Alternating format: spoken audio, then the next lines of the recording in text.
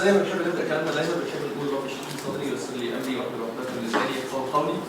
عرفني بنفسي دكتور احمد الدويلي دكتور صيدلي صيدلي اسكندريه 2007 جيد جدا على وقت الشرف جايين النهارده ان شاء الله عشان نتكلم عن علاقه صيدله الاسنان او علاقه الصيدله. ولكن قبل ما نعمل اي حاجه انا جاي بيشرفني ان انا اعرف حضرتك باذن الله العدد الضخم اللي بيشرفنا النهارده ان شاء الله. انا جاي باخدكم يعني ويا سلام لو في بقى يعني لو موجود ان شاء الله ده يبقى عندي حاجه كويسه جدا باذن الله. نعم؟ سامع من عندك؟ اتفضل. طيب دكتور ان شاء الله حضرتك دفعه كام؟ عجوز 83 كويس الحمد لله. طب انا راضي النهارده علشان حضرتك بينك وبين والدي 4 سنين الحمد لله. خير العفو العفو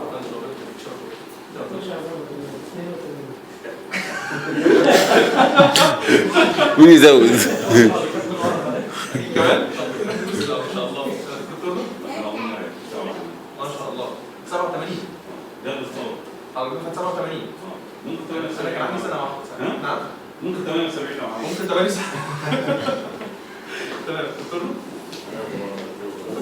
الحمد لله على السلامه عم تحيا مصر الحمد لله الحمد لله شكرا لله. تمام دكتور محمد منير 6 تمام اهلا بك محمد. دكتور سيد ألوان السيد ما شاء الله اهلا بك دكتور سيد شريف بواب 2006. حبيبي هارد. دكتور محمد الرويني الحمد لله على السلامه. علي علي بطيشة 83. ما شاء الله اهلا بك دكتور علي. دكتوره ما شاء الله اهلا بك. مبارك 2001. اهلا بك دكتور رامي طيبة في واحد. اهلا بك دكتور. طيب حد معانا لسه ورا دكاتره؟ دكتوره دكتور رشا بدني 2005. اهلا بك يا دكتور رشا. تمام دكتوره تمام زي الفل. طيب احنا جايين النهارده ان شاء الله علشان بكل بساطه نتكلم في الادويه اللي حضراتكم تكتبوها في الروشتات عشان احنا بنصرفها داخل الصيدليات باذن الله ونقدم عليها شويه معلومات كده. وزي ما قلت لدكتور شريف احنا جايين اول حاجه قبل الصلاه ان شاء الله مده ما يكون مثلا من تلت ساعه نعمل كده زي ريفرشمنت وندردش مع بعض ان شاء الله ونشوف ايه اهم الادويه اللي حضراتكم ممكن تكونوا بتركزوا عليها في عيادات الاسنان بصفه عامه علشان نبدا ان شاء الله بعد الصلاه مباشره باذن الله. معلش يعني هعطلك شويه برضه معلش. نبدا نقول شويه معلومات ممكن تكون جديده ومفيده وممتعه باذن الله. انا اعرف مثلا لو مريض كده ايه امن حاجه ممكن ان انا اديها له ان شاء الله ولو مش فعال ممكن نديله ايه تاني بدلها باذن الله. لو مريض كده لو مريض ربط لو مريض ضغط لو مريض قلب لو مريض بصفه عامه ممكن ان انا اختار له ايه التعرضات الدوائيه. هل ينفع ان انا اديله مسكنين مع بعض؟ هل ممكن ان انا اديله حقن مسكن تجيب نتيجه اسرع؟ هل ممكن ان انا استخدم حاجه بدل الحقن تجيب نتيجه احسن من الحقن ما تكونش حقن؟ كل الحاجات دي ان شاء الله هنتكلم عنها النهارده باذن الله بشكل ممكن يكون مفصل. ولكن انا عايز اعرف منكم الباك جراوند. تتوقعوا مننا النهارده ان شاء الله ان احنا نتكلم عن ايه بشكل مفصل شويه. يعني ايه اشهر الحالات اللي ممكن تكون بتيجي لدكاتره الاسنان مع عدم التسوس؟ هو التسوس مش اشهر حاجه؟ انفكشنز. تمام ثانيه واحده. انا مش دكتور سنان ترجم العربي الله يكرمك. الحمد لله على السلامه. سيولايتس تمام هاي ده في الحاله دي بيتم استخدام له مثلا مضادات حيويه زي نعم تنويع بقى على حسب تمام هو تمام فلافينوليك اسيد ميجانوكس كيوان تمام اوجمانتد تمام جميل جدا. حضرتك شركه؟ نعم شركه انا مش شركه صيدلي ومحاضر في شركه مفتاح التميز للتدريب والتطوير. تمام يعني بندرس شويه فارماكولوجي واو تي سي او اوفر كاونتر دراجز. تمام فانا مش جاي عشان اعمل دعايه معينه للشركه. يعني مفيش غدا كده. هو ان شاء الله في شركه ثانيه باذن الله هي يعني ايوه في غدا ان شاء الله في غدا احنا قاعدين وانا قاعد ان شاء الله. طيب انا عايز اتكلم معاكم الاول عن كاتافاست او ديكسافاست او البروفين فوكور او الحاجات اللي ممكن تكون بتستخدم بشكل فظيع مستمر وبتتقال داخل عيادات الاسنان بشكل كبير جدا وللاسف بيجوا لنا بقى الصيدليه وبعد كده بيكرروا من نفسهم. ماذا نعرف عن الماده دي ديكلوفيناك بوتاسيوم ساشيتس. وحيدوه طيب. الحمد لله على السلامه. ايه تفاعل الحمد لله. سريعة الاختصاص. واحد الابسوربشن بتاعه سريع جدا، رائع، افكتيف جدا، جميل. ايه كمان؟ ما يخطر على بالك. مين على الكلمة ده؟ أجمل شويه على الكبد؟ ماشي. يقولون ذلك. يقولون ذلك. مش لونج اكتنج، فيري شورت اكتنج، رائع رائع. تمام. ايه كمان؟ البرايس. واحد على الاستومك، اثنين هقول كل الكلام ده. اثنين البرايس. ايوه. يعني بيكون معروف. البرايس كويس، معقول، تمام، كويس، مع ان في ارخص من البرايس ماشي. وسط وسط، تمام. احسن مثلا لو اديته سليبركس، تمام. كنت عايزين نعرف حضرتك هل هي فعلا يعني هي تأثيرها على المعدة بيبقى أحسن ولا أوحش من سؤال رائع، سؤال رائع في الجون، هنبدا فيه ان شاء الله. بس انا برضه عايز اعرف من حضرتك ايه البيزك باك جراوند بخصوص الكورتيكوس او ديكسكوس او ديكلوفيناك بوتاسيوم بصفه عامه؟ بريجننت ممكن يكون غلط. تمام. عايزين نعرف ازاي بتعمل يعني اناليزيا. ازاي تعمل انالجيزيا؟ سؤال اكثر من رائع. طيب خلينا ناخد الموضوع في سكراتش من اول حاجه. في بين، البين ده ربنا سبحانه وتعالى خلقه مش هبهزر كده، مش راندوم، مش حاجه فور فن. لا، البين كلنا عارفين انه ممكن يكون الارم علشان ينبه الجسم ان في حاجه غلط، فالمريض بيروح للدكتور ويتعالج. اوكي؟ بيكون مسؤول عن البين ده مجموعه من المواد، على راسها الحاجات اللي بتعمل بين والانفلاميشن في نفس الوقت اسمها بروستاجلاندينز. تمام. بروستاجلاندينز ديت ممكن يكون مسؤول عن تصنيعها مجموعه من الانزيمات، الانزيمز. انزيمات كويسه وانزيمات مش كويسه. الانزيمات الكويسه زي كوكس 1 او سايكلو اوكسجينيز 1، جميل. وفي انزيمات وحشه من نفس النوعيه اسمها كوكس 2، وفي كوكس 3. سمعنا عن كوكس 3 قبل كده؟ طيب كوكس 3 ده هو الموجود في الهايبوثالاموس في البرين، المسؤول عن ارتفاع درجه الحراره. يبقى اول معلومه ممكن تكون جديده النهارده ان شاء الله نعرفها ان في كوكس 3 اللي بيشتغل عليه باراسيتامول تحديدا. الباراسيتامول اللي هو اشهر خافض الحراره. اوكي؟ وهو يعتبر سيف، وده اللي هنتكلم عنه النهارده وهنهريه كلام باذن الله كاحد البدائل الامنه واللي مش نون ستيرويد اساسا. اوكي؟ جميل. يبقى فكره بكل بساطه كده ان عندي كوكس 1، وبالمناسبه الكوكس 1 ده مفيد. الانزيم ده مفيد، بينتج بروستاجلاندينز مفيده. ازاي؟ لان بكل بساطه بينتج البروستاجلاندينز اللي بتحمي المعده من تاثير الاتش سي ال او الجاستريك جوز، واللي بيحمي الكلى عن طريق ان هو بيوسع البلاد فيسلز اللي بتوصل لها البلاد، واللي ممكن كمان بيتحكم في سيوله الدم وما بيخليهوش فلويد جدا، ما بيخليهوش سايل، يعني كمان بيتحكم في عوامل الضغط. يعني لا قدر الله لو الكوكس ده انا اكلته، ايه اللي هيحصل؟ تاثير ضار على 3 اماكن قلناها. ايه؟ 1 الاستومك، 2 الكدني، 3 سيوله الدم. بالظبط. البليتلت اجريجيشن هيبدا يقل. واتمنى من حضراتكم ان في شويه معلومات النهارده هتتقال بجد هتكون جديده. اتمنى ان لو حد يقدر يكتب ورقه وقلم. حاجه من الاول. ده اول محاضره صعبه جدا. انا اول محاضره زي ما اتفقنا عادي، انا جاي اقيس الباك جراوند اللي هنبني عليه. اوكي؟ لكن ان شاء الله في شويه حاجات كده ستاندرد باذن الله لازم نظبطها ان شاء الله. منها هو في مفاجاه نقول عليها ان شاء الله اول ما نخلص باذن الله. طيب خلينا نتكلم. وصلنا فين دلوقتي؟ ان عندي تاثير ضار لاي نون ستيرويد على 3 اماكن: معده، كدني، وسيوله الدم. يعني لا قدر الله اول حاجه انا اعرفها النهارده ان لو كان في مريض جاي بيشتكي من معدته ويقول لك يا دكتور بيشاور يا اما بصبعه يا اما بايده، وهنعرف الفرق كمان شويه بين ان هو يشاور بصبعه او انه يشاور بايده بصفه عامه. المريض ده هنحط عندنا خطه لازمه جدا قبل ما نختار له اي نون ستيرويدال على طول، ولو حكمت هنتصرف. خلينا ناخد الكيس دي دلوقتي. واحد جاي في العياده و يا سلام على الدكتور دي، الله يبارك لك، اسياد راضيين عليك، الله يبارك لك، ما شاء الله الله يبارك لك. نعم ايه؟ لازم تقول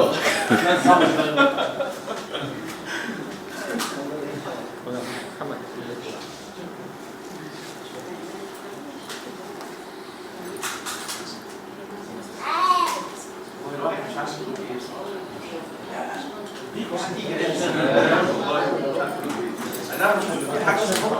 نعم وبتاع الشركه لا لا لا ده كتير يا جماعه والله. يقولوا علينا ايه؟ يقولوا علينا ايه؟ طيب يعني صراحه نعم ايوه اكسترا فاست، ايوه اكسترا فاست، لا احسن مسكن اشوف في حياتي على فكره. طب كويس يا دكتور. نعم طبعا ان شاء الله.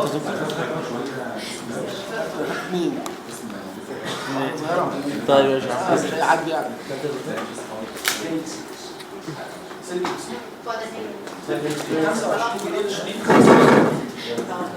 هو العلاج الاخير او ما ينفعش مريض قلب على الاطلاق يعني.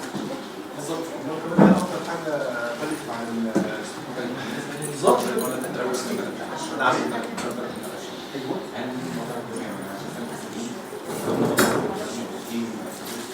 تمام. رائع. سؤال اكثر من رائع.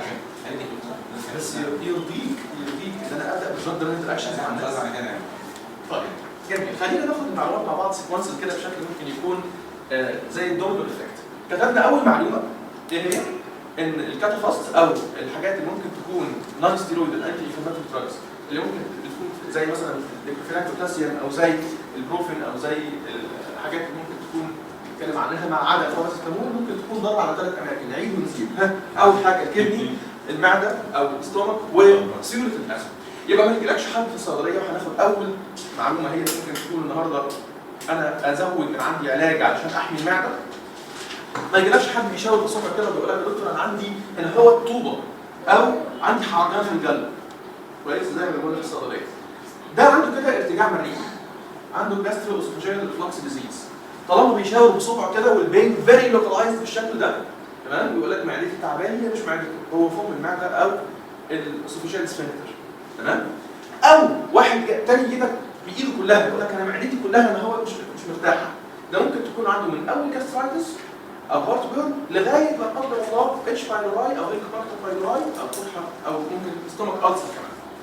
المريض ده هو كده بيشاور بايده البين بيكون ان لوكالايز. في الحالتين دول ما ينفعش ان انا ادي الا حاجه من اثنين، يا اما باراسيتامول فقط واسمح لي اقول لحضرتك انه هيكون فيري ويك، او اني ادي حاجه من الحاجات ديت بس لازم ادي جاسترو بروتكتيف ايجنت. لازم احمي المعده باستخدام the most optimal the most suitable price drug omeprazole. omeprazole واحد من البروتون بامب انهبيتورز بنسميهم عندنا في الصيدله بروتون بامب انهبيتورز. اوميز 20 يا ريت نكتب مع بعض الاسم التجاري ده انا بجيب لك من الاخر. اوميز 20 كبسول. انا طيب في ناس هتكتب وبعد كده هتصوروا بعض. اوميز عايز ان انا اتصور بعض خالص. الديفولت على الموبايل. تمام. اوميز 20 اوميز كبسول ده عباره عن ماده هي اول ماده في البروتون بامب انهبيتورز تمام اللي هي اوميبرازول. الماده دي رائعه جدا رائعه جدا جدا جدا. ليه؟ لانها فيري باورفul. هي اللي ممكن تكون بتجيب لك من الاخر وتقلل الجاستريك كونتنت او جوس لاقل من 40%. اوكي؟ يعني لو عندي دلوقتي اتش سي ال بنسبه 100% هي بتقللها بنسبه اقل من 40%. يعني بحافظ على الاستومك. طب هل ليها مشاكل؟ اول حاجه طريقه اخدانها ما ينفعش تتاخد قبل الاكل. ما ينفعش تتاخد بعد الاكل. ما ينفعش تتاخد وسط الاكل. ممكن تتاخد امتى؟ اكتب يا ريت تتاخد قبل الاكل بساعه مره واحده في اليوم. يا اما قبل الفطار بساعه يا اما قبل العشاء بساعه. وبكده انا ان شاء الله هحافظ على المعده لمده 24 ساعه. سؤال مهم جدا، هي ديت الحاجه الوحيده اللي ممكن تستخدمها؟ لا، في حاجات اغلى بكتير. في حاجات بدل الاوميبرازول، راميبرازول، لانزوبرازول، ايزوبرازول، بانتوبرازول، كل الحاجات دي شغاله. واي حاجه في الصيدليه اخرها برازول من عيله برازول دي فكره كويسه. تمام. اي حاجه في الصيدليه اخرها برازول تعرف على طول انها ممكن تكون من العيله دي ما عدا نوع معين من الادويه بيستخدم في الباي بولر ديبريشن اسمه البرازول. الشاهد من كلامي ما نديش مسكن لواحد معدته وجعان الا لما ادي معاه اسم تجاري. عايز اسم تجاري بالظبط. ممكن اديه حتى من باب السيفتي، يعني مش لازم يكون عنده مثلا بيشنت في ماده جدا. طب ما فيش سايد افكتس الكلام ده يا دكتور؟ ما فيش انديكيشنز مختلفه؟ سؤال رائع. انا هاخد الاول السايد افكتس. بالنسبه للانواع اللي بعدها لو حد مثلا حاجه في صوره مثلا جميل. نفس السؤال ده حالا حقيقي. تمام. بس اول ناخد السؤال بتاع الدكتوره بتاع السايد افكتس بتاعت الاوميبرازول. يا ريت نكتب كده الثلاثه دولت اللي جايين لان هم خطيرين جدا. الثلاثه دول غريبين في ايه؟ واحد منهم اول واحد مفهوم وموثق. الاوميبرازول ممكن يكون بيأثر تأثير ضار جانبي مفهوم وموثق. الثاني يكون بيأثر تأثير مفهوم ولكن للأسف غير موثق. نوت دوكيومنتد. تفتح الدراسات والأبحاث للناس اللي بتجيب العلم بتاعها من الكتب بس، دايما بنقول كده بالصدارة مش من الكتب بس، تلاقيه مش موجود. الثالث غير مفهوم ولكنه موثق، مكتوب كده ان البروتون بامب انهبيتورز بتعمل كذا. خلينا ناخد اول حاجه واشهر حاجه، استخدامي المزمن المستمر للاوميبرازول او احد البروتون بامب انهبيتورز بصفه عامه لمده طويله يؤدي، اكتب واحد كده، هشاشه عظام لا قدر الله. كويس؟ اوستيوبروزس. سؤال، اوستيوبروزس ده يجي ازاي وليه؟ يعني واحد بياخد علاج للمعده بيقلل HCl، يجي له هشاشه عظام على المدى الطويل ليه؟ أثر على امتصاص الكالسيوم. الله يفتح عليك، بسم الله ما شاء الله. اصل الكالسيوم مهم علشان الابزوربشن بتاعه يكون فيه ايه؟ HCl. تمام؟ اول انا بقلل ال HCl يبقى اقلل الابزوربشن بتاع الكالسيوم، بس الكلام ده لفتره طويله مش من شريط ولا اثنين. ادي اول حاجه، الكلام ده مفهوم عرفنا ازاي وموثق. تفتح الابحاث كده تلاقيه مكتوب اوستيوبروسس ريليتد للبروتون بامب انهبيتورز. ادي واحد. اثنين، ناخد اللي موثق لكنه مش مفهوم. نيمونيا، التهاب رئوي. طب جابوها ازاي دي؟ مش فاهمينها ازاي. طب عرفوها ازاي برضه؟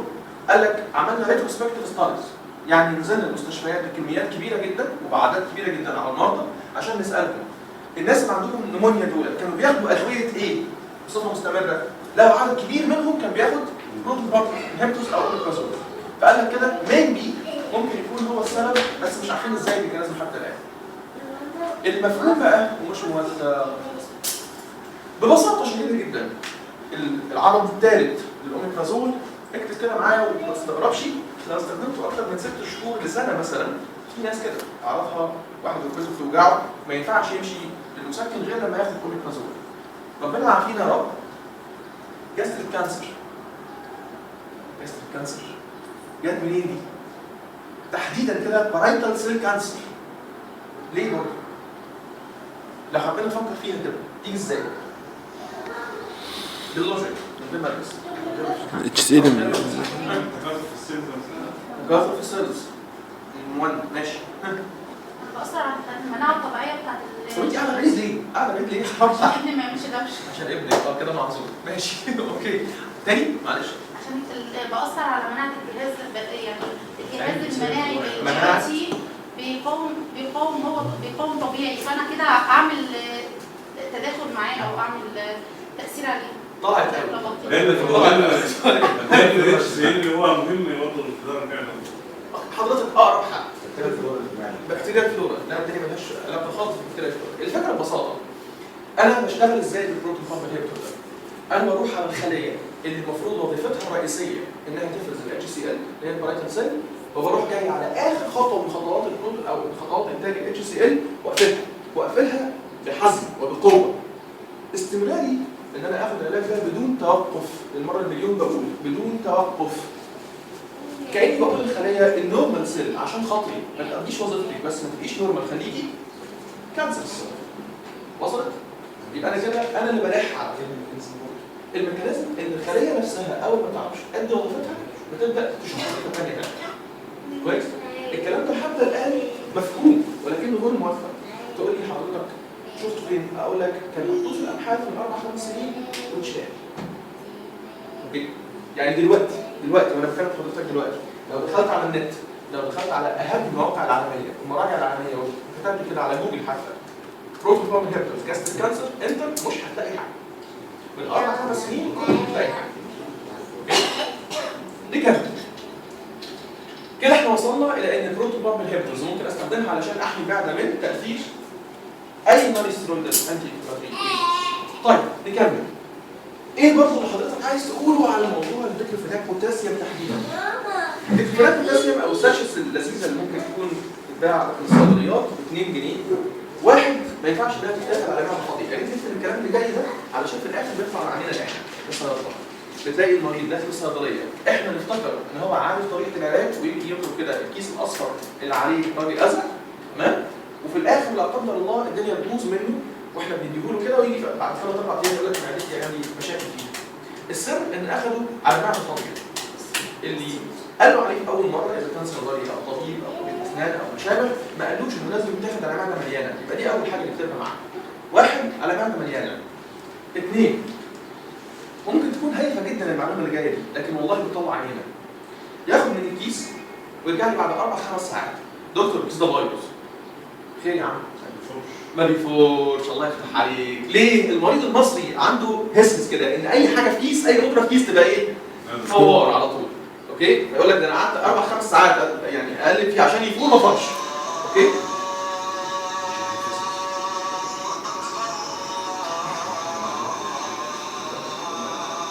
هناخد بريك ونرجع طبعا من الصلاه ان شاء الله. نعم؟ شباب بعد الأذان ادي معلومه رقم 2، انت تقول له كده ما بيفورش يا حاج. ده كيس بيتقلب لا هيدوب ولا هيفور، ودي المشكله الثالثه. ان يجي يقول لك على فكره الكيس ده انا قعدت ادوب فيه وانا درسي بيوجعني 7 ساعات في البيت عندي علشان يدوب ما دبش. كويس؟ خد دوبه لي. اقول له ده ما بيدوبش. المصيبه السوداء وارجوكم ما تستهونوش بيها علشان انا شفتها بعينيا وهحكي لكم دلوقتي مواقف فظيعه قبل الصلاه. انه يقول لي ايه؟ ده يتبلع ولا يتمضمض بيه؟ حدث بالفعل. كنا بنقول كده للطلبه على سبيل الفن، يعني على سبيل الهزار كده. يبقوا يقولوا كده للمريض الجاهل اللي ما يعرفش فيها انه بيتبلع. كويس؟ علشان في مرضى يعني وحشين ممكن يكونوا بيتمضمضوا بيه. لغايه لما حدث الموضوع ده بالفعل مع طالبه في سنه ثانيه صيدله الاقران الكنديه من دمنهور بالفعل اسمها دكتوره ثريا. ادينا لها الكلام ده في اول يوم في كورس الاو سي، ثاني يوم لقيناها راجعه لي بتقول لي دكتور انا عايز اقول لك على موقف حصل امبارح. قلت لها خير.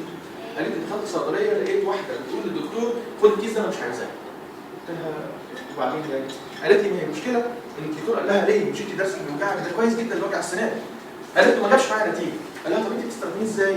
قالت له بتمضمض بيه. قال لها لا انت كده بتستخدميه غلط. انت كنت بتمضمضي بيه ازاي؟ قالت له كده. قال لها لا مش درسك هو اللي بيوجعك؟ انت كده. كويس؟ انا رحت حبايه الزحف اللي سمعها. اول ما سمعت الكلام ده نعم؟ الدكتور ذات نفسه. المصيبه بقى ان طالبه في سنه ثانيه صيدله قايله له ايه؟ دكتور لو سمحت العلاج ده المفروض ان هو يتبلع. لا يتبلع ازاي؟ ده ما بيدوبش. قالت له طب ما احنا عارفين ان هو ما بيدوبش. قال لها ده هيعورها بسرعه. ده مين ده؟ على اساس ان انت بتاكل حبايات ازاز مثلا. تمام؟ اللي هو ما بيدوبش قلوب فيه طبعا يعني ده قلوب في احنا قولوا بقى قلب كويس وهو بيتقلب كده نشرب احنا وشويه هيلاقوا في الاخر مصمصه ونشربه برضه. حضرتك قصدك الفوار يعني؟ حضرتك قصدك الفوار؟ مش فوار. هو مش فوار. هو باودر. هو الباودر. هو باودر. اوكي؟ فاضل حاجه واحده. احنا من شويه قلنا دي بقى يعني شغلتنا احنا. من شويه قلنا ايه؟ ان هو بيتبلع. في اللي اهيف منها والله مهمه بالفم. بيتحان ولا ايه؟ نعم؟ بيتحان ولا ايه؟ بيتحان. يشاء السميع العليم كده عند واحد صاحبي عيني تطلع في نفس الروشته مش نفس الروشته. فاجينا دوش وكانت فاست ساشيبس و فاجينا سابوزيتري. كويس؟ فاجينا سابوزيتري. اوكي؟ المشكله السوداء بقى ان الدكتور او اللي صار الكلام ده كان الاسيستنت بصراحه ما قالش للمريضه ازاي تعمل ده ولا ده ولا ده ولا ده. راحت قعدت في الكنفاست واتمضمضت وشربت الفاجينا دوش. والمصيبه انها جت بعد 3 ايام راحت قايله على فكره النبوس قصدي الكبسولات الكبيره ديت اللي هي الضخمه دي بتلزق في البوق. بتلزق في البوق. كويس؟ طبعا دي وظيفتنا احنا ومشكلتنا احنا ان احنا المفروض ان احنا بنقول للمريض حتى لو جاي من حضرتك ان ده بالفم وده روت اوف ادمنستريشن تاني وده روت اوف ادمنستريشن تالت. كده يبقى احنا بكل بساطه اتكلمنا في اول حاجه خالص اللي هي النون ستيرويدال انتي انفلاماتوري دراجز واخدنا عليهم اول مثال اللي هو الكاتافاست او الديكلوفيناك بوتاسيوم. نقول شويه معلومات من الستاندرد بيزك. واحد الديكلوفيناك بوتاسيوم اسرع من الديكلوفيناك صوديوم في التاثير. يا ريت نكتب فيه. دعايه شركه نوفارتس نفسها لما بتتكلم على الكاتافاست بتقول انه فاستر ذان ذا فاستست. اسرع من الاسرع. اسرع من حقن الكتافلان. الكتافلان نفس الماده الفعاله الديكلوفيناك بوتاسيوم. اوكي؟ يقول لك ده اسرع منه في التاثير. وعلى عقده الراوي يقول لك ان الحقن بتجيب نتيجه في 13 دقيقه ونص، ده بيجيب نتيجه في 7 دقائق ونص. حلو؟ ادي واحد. ايه؟ عايز تقول ايه؟ لا لو عايز تقول تعالى احنا مع بعضنا. بنعمل انجكشن خاصه فيه خلاص المفروض طبعا انا قلت لك ده كلام ايه؟ نعم؟ طبعا انا بس من شويه قلت ده كلام مين؟ الحمد لله على السلامه احنا معانا شيء طيب جميل المهم نكمل فاللي يهمني دلوقتي ايه؟ انه فعلا ممكن يكون سريع ادي واحد اثنين هل تاثيره على المعده لانه باودر ممكن يكون اخطر من تاثيره لو كان اقراص؟ يس. هل ممكن يكون ليه تاثير لوكال بالفعل على السنه لو تواجد في البق؟ اسمح لي اقول لحضرتك مينيمال موجود ولكن ضعيف. يعني ما ينفعش اقارنه مثلا بالاسبرين من احد الوصفات القديمه من اكثر من 100 سنه كويس ان انا اقول للمريض ايه؟ يحط اسبرين ويبقاش تمام ولكن دي خطيره بس بتجيب نتيجه ليه؟ معاكي والله معاكي كانسرس اوكي بس الفكره في ايه؟ ان ده اللوكال افكت بتاعه كمسكن ممكن يكون غلط لكن تاثير الكتافاست او ما ينفعش مثلا اقول انت سمعتها ان واحد ياخد حبايه كتافلام ويقرقشها على درسه فظيعه محدش يعمل كده فالتاثير بتاع الكتافلام او الكتافاست ماله مينيمم كلوكال افكت. طيب تاثيره اللوكال على المعده خطير للاسف. اخطر من لو اتاخد اورال اخطر من لو اتاخد انجكشن اخطر بكتير من لو اتاخد انجكشن. اوكي ده اللي هو الديكلوفيناك بوتاسيوم. طب انت بتفضله قوي كده ليه؟ لان بكل بساطه فعال جدا. المريض بالفعل اصبحوا عندنا مدمنين الموضوع. عليكم السلام ورحمه الله وبركاته. عليكم السلام ورحمه الله وبركاته. بالله سلام اتفضل حضرتك. عليكم السلام ورحمه الله وبركاته. تمام. خلينا نكمل. وصلنا دلوقتي لايه؟ اول حاجه اتكلمنا عليها كانت اصلا الحمد لله والديكلوفيناك بوتاسيوم. هل في نون سترودرز تانيين ممكن ان احنا نتكلم عنهم؟ وعايز بقى ابدا مع حضرتك كلام في الصميم. لو واحده عايزه تخلف الكيس اللي جايه دي اسمح لي اقول لحضرتك يعني كنت دايما بقول صيدلي شاطر بس نايم النهارده هنبدا نقول طبيب اسنان شاطر بس نون ستيرويدز من الاخر كده بتمنع الاوفيوليشن. نون ستيرويدز بتمنع الاوفيوليشن. نركز مع بعض ونشوف جت منين. فاكرين البروستاجلاندز اللي احنا اتكلمنا عنهم؟ مهمه جدا في يوم التبويض. كويس؟ في الميل هيلث كده او في ميل هيلث عارفين كويس ان في عندنا بيريود وفي النص بيكون في يوم ايه؟ الاوفيوليشن داي او يوم التبويض. علشان الاوفري تطلع من مكانها علشان يحصل تفجير او عشان تطلع من مكانها من الاوفري المفروض ان يكون في هاي كونتنت اوف بروستاجلاندز او هاي ليفل اوف بروستاجلاندز. لو لا قدر الله صاحبتنا مثلا بتمشي على اندوميثازين سابوزيتري كل يوم علشان دكتورها بتوجعها او علشان درسها بيوجعها. ايه اللي هيحصل؟ تكون دايخه بقى لها 4-5 سنين عشان تحمل وللاسف الشديد جدا مفيش اوفر اساسا بتطلع. بنسمي سايكلز من اول البيريود ان اوفيولاتوري سايكلز. مفيش اوفر اساسا بتطلع. في الحاله ديت مين المسؤول؟ اسمح لي اقول لحضرتك الاثنين اللي كتبوا لها العلاج واللي صرفوا. لانهم ما سالوهاش ايه اللي ممكن تكون بتشتكي منه حتى لو كانت سليمه جدا بس للاسف هي كسفت تقول انها عايزه تخلف. وممكن انا اعرف ناس قعدت 6-7 شهور تاخد ادويه بالشكل ده وللاسف الشديد جدا اول ما وقفوها 3-4 شهور وحملوا بسبب نصيحه صغيره زي كده ان ممكن تستخدم حاجه ثانيه جل مثلا. اوكي؟ ادي واحد. اثنين مين تاني ما ينفعش ان هو ياخد نون ستيرويدز؟ وايه البديل بالمناسبه؟ يعني الست ديت اللي كانت عندها مشاكل في الحمل نعمل لها ايه؟ زي ما قلنا من شويه قلنا بتستخدم ايه؟ بالظبط باراسيتامول اللي هو اساسا ما يعتبرش نون ستيرويد اصلا. تمام؟ نتيجه ان الاستراكشر بتاعه مختلف عن الاستراكشر بتاعه ضعيف. تمام. المهم بالنسبه لي بقى ودي حته بيسموها في الصناعه في الادويه النو هاو. هل كل الباراسيتامول اللي موجوده في السوق واحد؟ هل تقدروا ليهم نفس الفعاليه ونفس التاثير؟ عن تجربه مين اكتر واحد؟ اهبدني. ها؟ هتيجي. بالظبط الحمد لله على السلامه. قلت انا حاجه؟ ما قلتش انا حاجه. بالظبط للاسف الشهير جدا بنادول اقراص شركه جالاكسي وهو اللي ممكن يكون بيجيب نتيجه سريعه قويه جدا بالرغم يا مؤمن بص يعني بص حكمه ربنا. شركه جالاكسي نفسها يا مؤمن عندها بنادول وعندها ابيمول والاثنين باراسيتامول بنفس التركيز والاثنين حطت عليهم كافيين فبقى في ابيمول اكسترا او يعني بنادول اكسترا وابيمول اكسترا والغريب ان ده حاجه ده حماده وده حماده ثاني خالص. وده سعر ثاني خالص. تيجي تسال الناس المسؤوله عن انتاج بنادول في شركه جالاكسي، يقول لك احنا واعيين لوحدنا خالص وعندنا حاجه اسمها النو هاو. ممكن تكون بقى في طريقه كومبريشن، في طريقه عمل التابلت نفسه، لكن مش هقول لك عنها. اوكي؟ لان دي سر مهمه. وعلشان كده من الاخر انا بجيب لحضرتك من الاخر، في حاله من الحالات ما ينفعش تستخدم فيها نون ستيرويدال قوي، الجا الى من الاخر كده. اوكي؟ نعم؟ بنادول لوحده سيف. تعالوا نتكلم على غيره، بنادول اكسترا.